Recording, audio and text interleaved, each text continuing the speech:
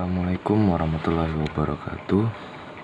Jadi hari ini saya akan membuat video yang berisi jawaban untuk soal UTS dari mata kuliah Filsafat Pendidikan Islam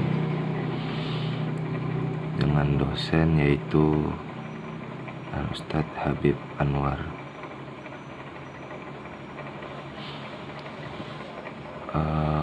Jadi untuk nomor 1 yaitu perspektif filosofi pendidikan dari Tuhan, manusia, dan alam. Jadi yang pertama, Tuhan. Secara asasi setiap manusia memiliki kecenderungan untuk beragama, untuk percaya adanya Tuhan, meskipun dengan sebutan yang berbeda. Kalangan filsuf ada yang menyebutnya penggerak pertama, pencipta alam, atau akal pertama. Agama lain ada yang menyebut Yahweh. Tuhan yang diperkenalkan Al-Quran menjelaskan bahwa kehadiran Tuhan ada dalam diri setiap insan. Dan hal ini merupakan fitrah manusia sejak asal kejadiannya, sebagaimana dijelaskan dalam surah Al-Rum ayat 30 dan Al-A'raf ayat 172. Fitrah ini dimiliki setiap manusia yang dibawa olehnya sejak kelahiran. Adapun Tuhan dalam perspektif filsafat ialah Tuhan yang mengatur baik itu alam manusia dan dunia seisinya. Lalu ada yang kedua yaitu manusia. Manusia di dalam Al-Quran dijelaskan dalam beberapa kata. Manusia secara bahasa disebut juga insan, yang dalam bahasa Arab yaitu nasya, yang berarti lupa. Kata insan dipakai untuk menyebut manusia karena manusia memiliki sifat lupa. Ini menunjukkan bahwa adanya keterkaitan manusia dengan kesadaran dirinya. Yang kedua ada al-uns, yang berarti jinak atau harmoni dan tampak. Jinak artinya manusia selalu menyesuaikan diri dengan keadaan yang baru di sekitarnya. Yang ketiga ada anasa yanusu, yang artinya berguncang, menunjuk kepada manusia dengan seluruh totalitasnya, jiwa dan raganya. Ini menunjukkan adanya keterkaitan substansial antara manusia dengan kemampuan penalaran.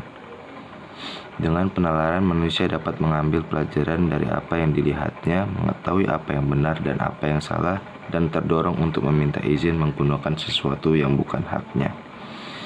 Pengertian ini menunjukkan bahwa pada manusia terdapat potensi untuk dapat dididik, sehingga ia disebut juga makhluk yang diberi pelajaran atau animal educable.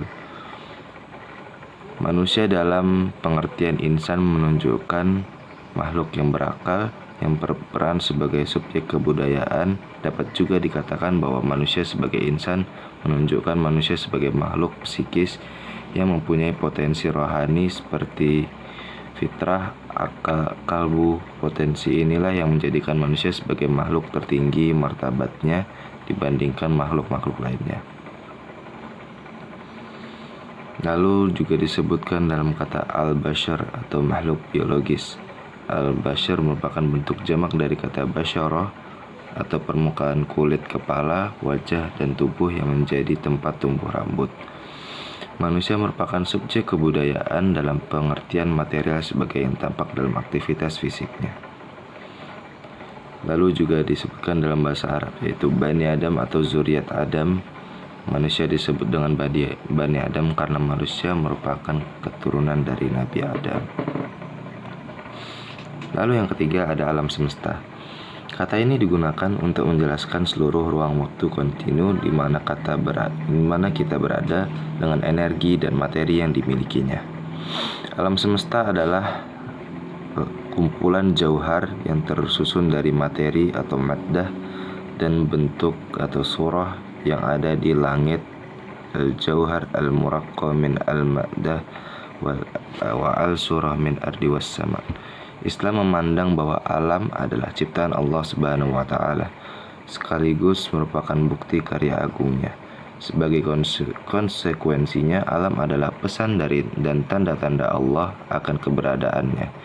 Alam merupakan wahyu yang tidak tertulis, jadi setiap manusia harus membaca wahyu Allah yang baik yang tertulis maupun yang tidak tertulis. Seluruhnya makhluk Tuhan yang diciptakan untuk satu tujuan. Alam ini tunduk di bawah sunnah Allah dengan ketentuan-ketentuannya. Lalu beralih ke soal 2. Jadi fokus pendidikan filsafat pendidikan ada 4, yaitu kosmologi, ontologi, epistemologi, dan aksiologi. Apa saja itu? Kosmologi merupakan pemikiran yang berhubungan dengan alam semesta, ruang dan waktu, kenyataan hidup manusia sebagai ciptaan Tuhan, proses kejadian dan perkembangan hidup manusia di alam nyata, dan lain-lain. Yang kedua ada ontologi. Ontologi merupakan pemikiran tentang masalah atau asal kejadian alam semesta, dari mana asalnya, bagaimana proses penciptaannya, dan kemana akhirnya. Pemikiran ontologi pada akhirnya akan menentukan bahwa ada sesuatu yang menciptakan alam semesta ini. Apakah pencipta itu bersifat kebendaan atau materi, atau bersifat kerohanian atau materi, apakah ia banyak atau berbilang atau tunggal atau esa. Yang ketiga ada epistemologi. Epistemologi merupakan pemikiran tentang apa dan bagaimana sumber pengetahuan manusia diperoleh. Apakah dari akal pikiran, apakah dari pengalaman indrawi, apakah dari perasaan ilustrasi, atau apakah dari Tuhan. Yang ketiga ada aksiologi. Aksiologi merupakan pemikiran tentang masalah nilai-nilai, misalnya nilai moral, etika, estetika, nilai religius, dan sebagainya. Menurut George Thomas, aksiologi mengandung pengertian lebih luas daripada etika atau nilai kehidupan yang bertaraf lebih tinggi. Lalu beralih ke nomor 3. Perbedaan konsep pendidikan filsafat barat dengan konsep pendidikan filsafat pendidikan Islam. Yang pertama dari proses belajar mengajar. Dalam proses belajar mengajar, pendidikan barat bebas atau tidak terikat oleh nilai-nilai keagamaan dan ketuhanan. Pendidikan budaya barat dibangun atas tradisi budaya dan memusatkan manusia sebagai makhluk rasional atau makhluk yang dapat berpikir dan merasakan. Dalam proses belajar mengajarnya, pendidikan barat menekankan pemikiran dan pengembangan akal manusia, sedangkan pendidikan Islam terikat oleh nilai-nilai keagamaan dan ketuhanan yang sudah dibentuk dalam Islam. Setiap muslim atau orang-orang yang menganut agama Islam diwajibkan untuk mencari ilmu pengetahuan. Tentunya dalam proses belajar mengajar, pendidikan Islam tidak lepas dari nilai-nilai keagamaan dan ketuhanan yang menekankan nilai-nilai akhlak. Lalu dari konsep pendidikannya. Konsep pendidikan barat ialah menggunakan akal untuk segala kehidupan manusia. Adapun ciri atau karakteristik dari pendidikan barat ialah materialisme, idealisme, sekularisme, nasionalisme. Adapun konsep pendidikan Islam yaitu penguasaan dan pengembangan ilmu, nilai akhlak dalam penguasaan dan pengembangan ilmu, penyesuaian pendidikan terhadap perkembangan anak, dan pengembangan kepribadian. Lalu dari tujuan akhirnya. Adapun tujuan akhir dari pendidikan barat ialah semata-mata untuk memenuhi masalah keduniaan atau keduniawian. Sedangkan pendidikan Islam yang pendidikannya diatur oleh nilai dan ajaran Islam, selain memenuhi urusan keduniawian atau keduniaan, juga memenuhi urusan spiritualitas. Lalu kita langsung beralih ke nomor 4, terkait pentingnya para pengajar atau pendidik untuk mempelajari filsafat pendidikan Islam. Jadi pentingnya para pengajar atau pendidik untuk mempelajari filsafat pendidikan Islam ialah agar pendidik paham dengan hakikat pendidikan Islam yang sebenarnya. Pendidikan Islam berorientasi pada perubahan perilaku ke arah yang lebih baik, sehingga dapat mencetak kader-kader bangsa atau calon-calon penerus bangsa yang berbudi luhur dan bertakwa kepada Allah Subhanahu wa Ta'ala. Oleh karena itu, dengan berpikir secara filosofis, diharapkan pendidik dapat menemukan format pendidikan Islam yang ideal untuk tercapainya tujuan pendidikan Islam. Al-Quran dan As-Sunnah memberikan dasar-dasar yang memadai untuk mengembangkan landasan filosofis bagi pendidikan yang dapat kita sebut sebagai filsafat pendidikan Islam. Dalam hal ini, pemikiran yang didasarkan pada doktrin-doktrin Al-Quran dan As-Sunnah tersebut harus mampu diaplikasikan dalam tataran praktis dan pragmatis. Lalu beralih ke nomor 5, yaitu pendidikan Islam menurut Al-Ghazali, Ibnu Khaldun, Kiai Haji Hasyim Asy'ari, dan Syekh Az-Zarnuji. Yang pertama menurut Al-Ghazali. Menurut Al-Ghazali, pendidikan Islam menurut Al-Ghazali merupakan pendidikan yang ingin menjadikan manusia menjadi insan yang paripurna yang nantinya akan mencapai hidup bahagia di dunia dan akhirat dengan bertakarrub kepada Allah melalui ilmu yang sudah dia dapatkan lewat proses pendidikan. Al-Ghazali berpandangan bahwa pendidikan menjadi faktor penting dari terbentuknya insan yang tidak hanya bahagia di akhirat, tapi juga di dunia, dan ilmu adalah sarana untuk mendekatkan diri kepada Allah. Lalu yang kedua ada pandangan Ibnu Khaldun. Pandangan Ibnu Khaldun tentang pendidikan berpijak pada konsep dan pendekatan filosofis empiris. Melalui pendekatan ini, ia memberikan arahan terhadap visi tujuan pendidikan Islam secara ideal dan praktis. Menurut Ibnu Khaldun, ada tiga tingkatan tujuan yang hendak dicapai dalam proses pendidikan, yaitu pengembangan kemahiran atau al-malakah atau skill dalam bidang tertentu.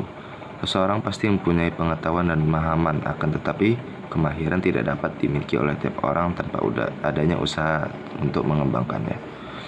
Untuk memiliki kemahiran tertentu diperlukan usaha, yaitu dengan pendidikan yang dilakukan dengan cara terus-menerus sampai mendapatkan apa yang diinginkan. Yang kedua yaitu pengusahaan keterampilan profesional sesuai dengan tuntutan zaman. Pendidikan seharusnya dipergunakan untuk memperoleh keterampilan yang tinggi pada profesi tertentu. Hal ini dapat menunjang kemajuan zaman. Pendidikan seharusnya meletakkan keterampilan sebagai salah satu tujuan yang akan dicapai supaya dapat mempertahankan dan memajukan peradaban sesuai tuntutan kemajuan zaman. Yang ketiga ada pembinaan pemikiran yang baik. Dengan pembinaan diharapkan dapat mencapai tujuan pendidikan yang sebenarnya. Karena dengan adanya pemikiran yang baik dapat menciptakan peserta didik yang mampu berpikir secara jernih karena didasarkan pada pengetahuan dan kemampuan berpikir yang baik. Lalu ada pandangan pendidikan menurut Kiai Haji Hasyim Asy'ari. Pendidikan menurut Kiai Haji Hasyim Asy'ari ialah pembentukan menurut manusia sebagai sosok yang penuh dengan pemahaman secara benar, sempurna terhadap ajaran-ajaran Islam, dan mampu mengaktualisasikan dalam kehidupan sehari-harinya secara konsisten. Pemikirannya tertuang dalam kitabnya yaitu Adabul Alim wa Muta'allim. Tujuan dan konsep pendidikan Kiai Haji Hasyim Asy'ari kurang lebih sama dengan apa yang dikemukakan oleh Imam Al-Ghazali. Lalu yang ketiga ada pemikiran pendidikan menurut Syekh Az-Zarnuji. Pemikiran pendidikan Syekh Az-Zarnuji tertuang dalam karyanya yaitu Ta'lim wa Muta'allim yang membahas seputar belajar mengajar dan sikap santun antara pendidik dan peserta didik. Dalam kitabnya ia menuliskan kegelisahannya terhadap para penuntut ilmu yang tekun tapi tidak dapat memetik manfaat dari ilmu yang diperolehnya, yaitu mengamalkan dan menyiarkannya. Adapun tujuan pendidikan menurut Syekh Az-Zarnuji ialah untuk mengharap ridha Allah, menghidupkan dan melestarikan agama, serta memperoleh kedudukan di dunia dengan syarat kedudukan tersebut digunakan untuk berbuat kebaikan atau nahi mungkar.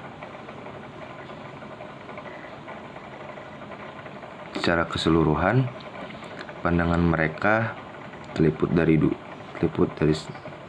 dengan satu hal, yaitu kebahagiaan di dunia dengan akhirat.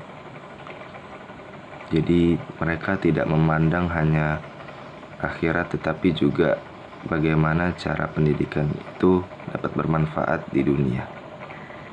Sekian dari saya, nama saya Anta Muhammad Fadilah dengan NIM 201120328 dari Prodi Pendidikan Bahasa Arab.